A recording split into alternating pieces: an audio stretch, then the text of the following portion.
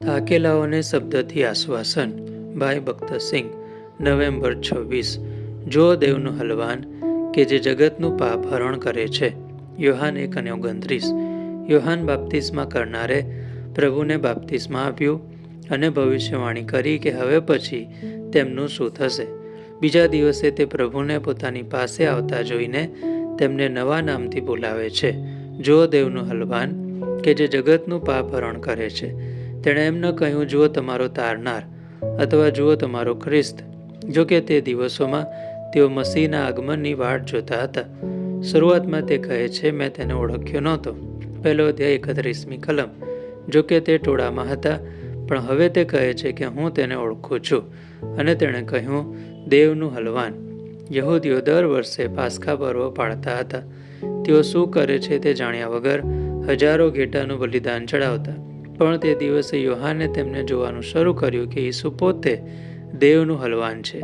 હવે તેણે જોયું કે બીજા બધા બલિદાનો માણસોના પાપ દૂર કરી શકે નહીં, પણ આ હલવાન આખા જગતના પાપ દૂર કરવા સમર્થ છે.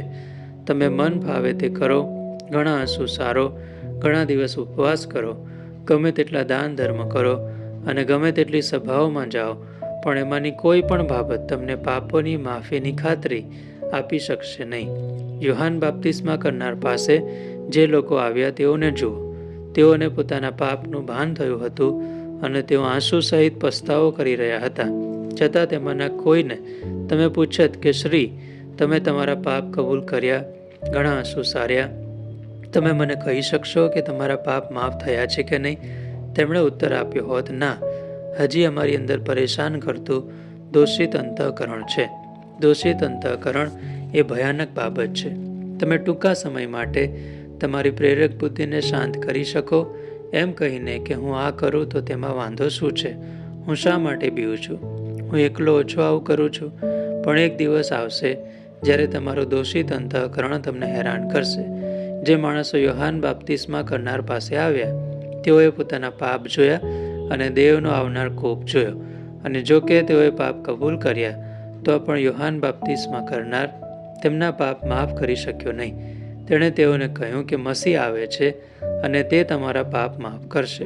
પ્રભુ ઈસુ દેવનું હલવાન તમારા પાપોની માફીને માટે મરણ પામ્યા, જેથી તે તમને શુદ્ધ કરે અને તમારું હૃદય તેમનું નિવાસ સ્થાન બનાવે. તે આજે તે જ હેતુથી તમને શોધી રહ્યા છે. જો તમે તમારા પાપોનો પસ્તાવો કરીને તેમનો સ્વીકાર કરશો તો તે તમારા પાપ માફ કરશે, તેમના રક્તમાં તમને શુદ્ધ કરશે અને આવીને તમારા હૃદયોમાં વસશે.